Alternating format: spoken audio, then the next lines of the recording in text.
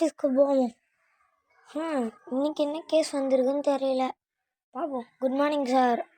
சரி போய் உட்காருவோம் சீட்டில். என்னடா அது புது கேஸாக இருக்குது? யார் இந்த ஜான்சன்? பெரிய கில்லராக இருப்பான் போல். சரி, நம்ம இதை பற்றி மேனேஜர்கிட்ட கேட்டு பார்ப்போம். அவருக்கு தான் எல்லாமே தெரியுமாச்சே. சரி போய் கேட்போம்.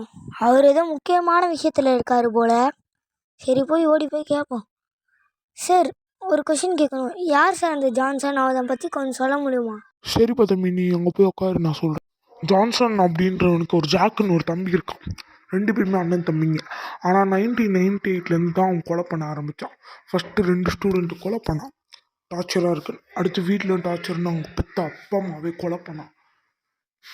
எவ்வளோ பெரிய கொடுமை! இதனாலவே அவனை பெரிய கில்லராக ஆகிட்டான்.